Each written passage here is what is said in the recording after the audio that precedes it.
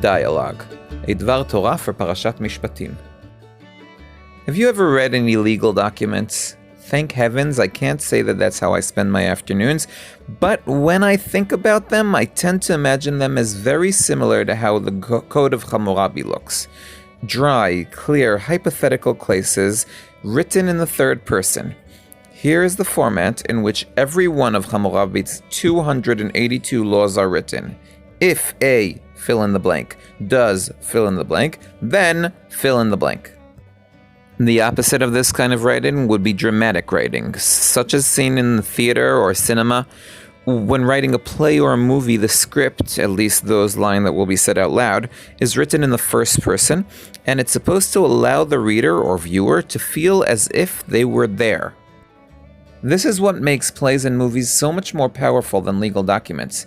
Legal documents aren't supposed to be gripping or convey a message other than a very dry account of how one should or shouldn't act, whereas dramatic writing is supposed to put one in the shoes of someone else, allow a sharing of feelings and emotions, of inner conflict, joy, turmoil, and triumph.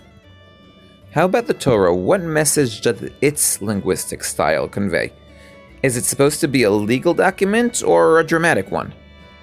Interestingly, it would seem that although at first glance we'd expect the answer to be both, since the Torah has both stories and laws, many of the stories don't have the proper dramatic sound, and many of the laws aren't dry enough.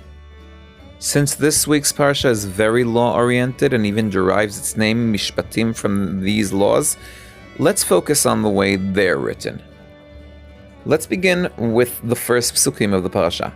And these are the mishpatim which you shall set before them. If you buy a Hebrew slave, he shall work for 6 years, and in the 7th he shall go free gratis.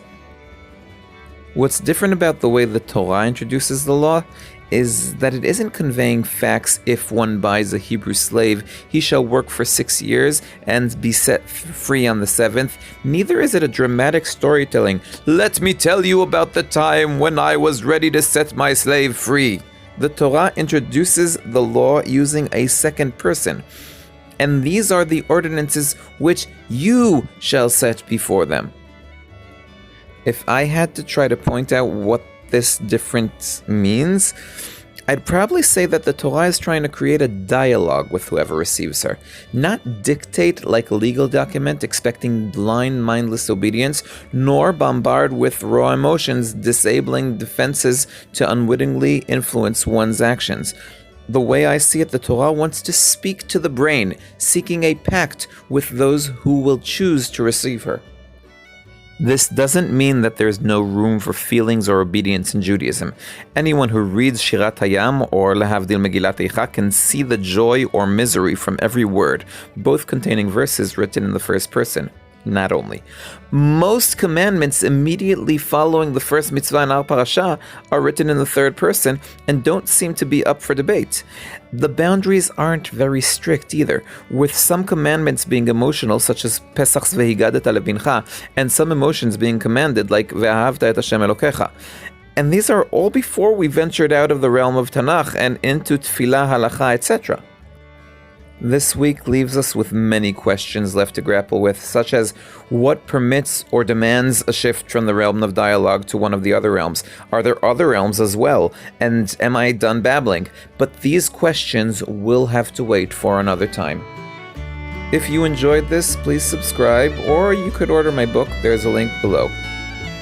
I am Jovi Holtz, one who loves Tanakh.